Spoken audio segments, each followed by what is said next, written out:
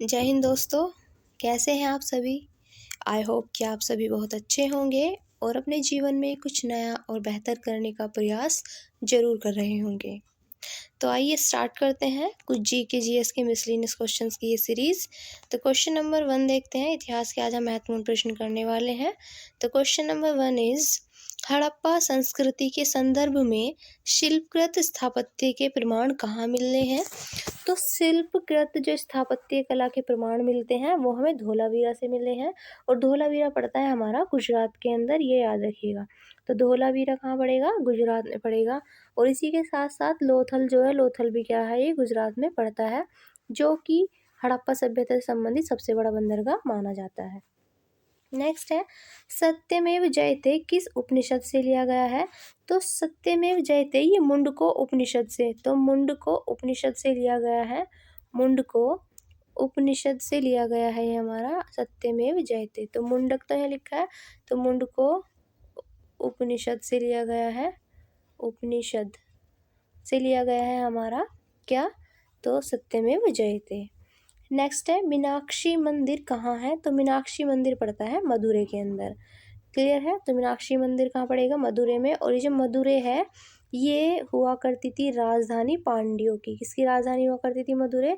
तो जो पांड्य हम पढ़ते हैं उन पांड्यों की राजधानी हुआ करती थी मदुरै। नेक्स्ट है जैन धर्म में प्रथम विभाजन के समय श्वेतांबर समुदाय के संस्थापक कौन थे। तो श्वेतांबर संस्थापक थे, श्वेतांबर जो समुदाय था उसके, वो थे स्थूलभद्र। और जो दिगंबर थे उसके थे भद्रबाहु। उसके कौन थे, तो उसके भद्रबाहु थे। भद्रबाहु किसके थे, दिगंबर के। और श्वेतांबर समुदाय के जो संस्थापक थे वो थे स्थूलभद्र। नेक्स्ट है नंदवंश के पहले बाद मगध पर किस राजवंश ने शासन किया। तो नंदवंश के पहले जो शासन करने वाले थे, बाद में इसके, नंदवंश के बाद में है यहाँ पर। तो नंदवंश के जो बाद शासन करने वाले थे वो थे मौर्य। इसके बाद मौर्यों ने क्या किया था मगध पर, ये मगध नहीं, ये मगध है, टाइपिंग मिस्टेक है यहाँ पर, ये क्या है, मगध। तो मगध पर शासन करने वाले कौन थे, मौर्य। नेक्स्ट है चाणक्य बचपन में किस नाम से जाने जाते थे। तो चाणक्य के बचपन का नाम था विष्णुगुप्त। और इन्हीं को कौटिल्य के नाम से भी जाना जाता है। किस नाम से जाना जाता है, इनका एक नाम हो रहा है कौटिल्य, चाणक्य और विष्णुगुप्त। और इन्हीं के द्वारा लिखा गया था अर्थशास्त्र, जो कि राजनीति से संबंधित एक पुस्तक है। नेक्स्ट है मैगस्थनीज की किताब का क्या नाम है। तो मैगस्थनीज ने लिखी थी इंडिका, जिसमें हमें मौर्य वंश के बारे में जानकारी मिलती है। नेक्स्ट है अशोक के कौन से शिलालेख में कलिंग युद्ध की विभेदकता व्यक्त की गई है। तो अशोक के जो शिलालेख है, 13वां भी लेख है, इसका 13वां शिलालेख है, उसमें हमें कलिंग युद्ध की जो बारे में बात इसकी बताई गई है। और इसके बाद से ही इसने क्या किया था, कलिंग युद्ध के बाद से ही इसने युद्ध नीति का त्याग कर दिया था अशोक ने, और धर्म नीति का पालन स्टार्ट किया था। नेक्स्ट है प्रथम शताब्दी ईस्वी में किस भारतीय बौद्ध भिक्षु को चीन मिला था। तो ये है नागार्जुन।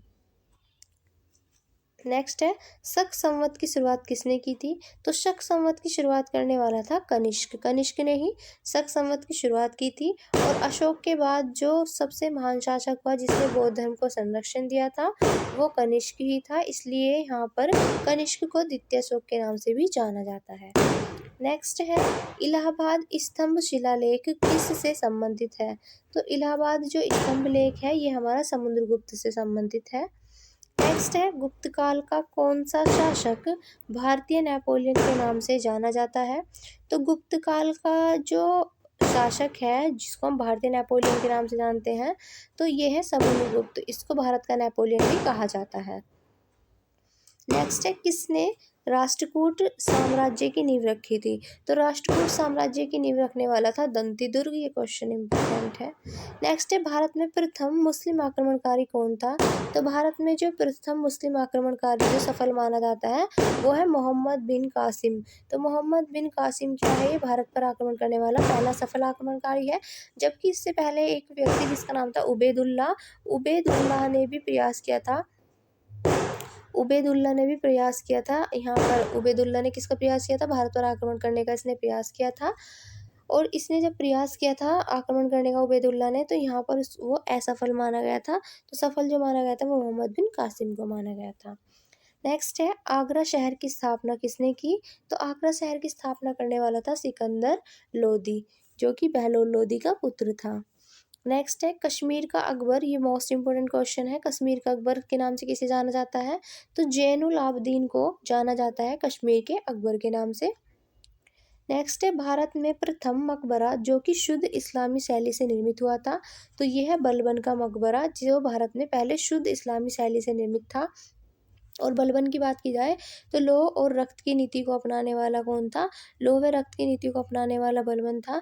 और बलबन ही वो व्यक्ति था जिसने लौह रक्त की नीति अपनाई। और साथ ही साथ ये जब मरा था तो इसके जो मंत्री थे, उन्होंने जब इसको लेके गए थे मरने के बाद, तो उनके साथ वो सब नंगे पैर गए थे और सबने अपने अपने आप को पीट पीट के वस्त्र फाड़ डाले थे। तो ये सब बलबन के टाइम में हुआ था और बलबन के जीते जी ही इसके बेटे की मृत्यु भी हो गई थी।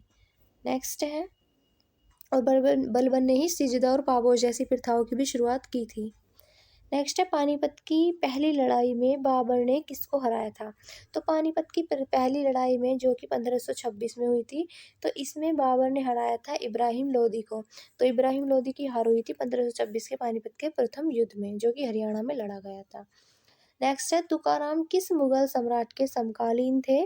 तो तुकाराम ये जहांगीर के समकालीन हुआ करते थे। नेक्स्ट है खानवा का युद्ध किस किस के बीच हुआ था? तो खानवा का युद्ध हुआ था बाबर और राणा सांगा के बीच हुआ था। तो बाबर और राणा सांगा के बीच जो युद्ध हुआ था, ये हुआ था खानवा का युद्ध, जिसमें बाबर विजयी हुआ था। तो फिर मिलेंगे अगली वीडियो में, तब तक के लिए अपना ध्यान रखिएगा। जय हिंद, जय भारत।